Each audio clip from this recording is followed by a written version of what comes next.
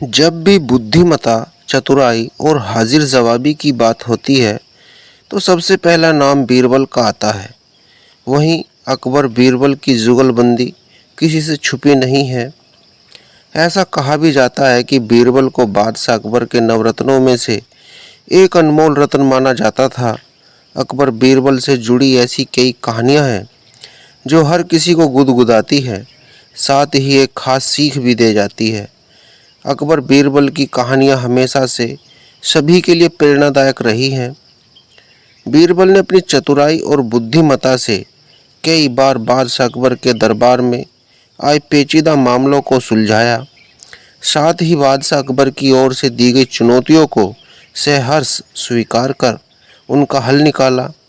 बेशक ये किस्से कहानियाँ सदियों पुरानी हैं, लेकिन वर्तमान में भी इनका महत्व कायम है। अगर आप अपने बच्चों को मानसिक रूप से मजबूत बनाना चाहते हैं या उसे यह सिखाना चाहते हैं कि कैसे हर समस्या का हल शांत रहकर वे दिमाग का इस्तेमाल करके किया जा सकता है, तो इन कहानियों को अवश्य सुनें। अकबर बीरबल की कहानी, मुर्गी पहले आई या अंडा। एक दिन की बात है, बादशाह अकबर की राजसभा में एक ज्ञानी पंडित आया हुआ था। वह कुछ सवालों के जवाब बादशाह से जानना चाहता था, लेकिन बादशाह के लिए उसके सवालों का जवाब देना मुश्किल हो गया। इसलिए उन्होंने पंडित के सवालों के जवाब देने के लिए बीरबल को आगे कर दिया। बीरबल की चतुराई से सभी वाकिफ़ थे और सभी को उम्मीद थी कि बीरबल पंडित के हर सवाल का जवाब आसानी से दे सकते हैं।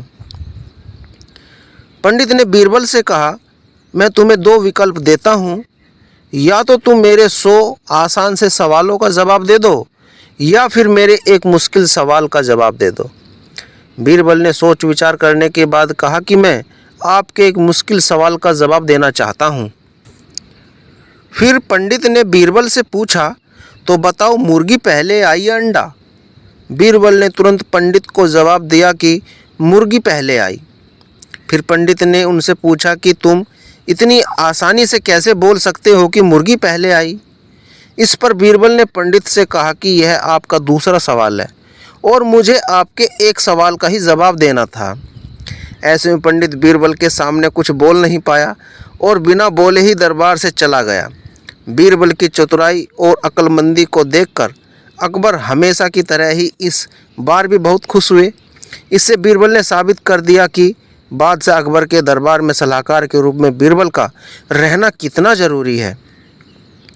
दोस्तों, इस कहानी से हमें सीख मिलती है कि सही तरह से दिमाग लगाने और संयम रखने से हर सवाल का जवाब और हर समस्या का हल मिल सकता है।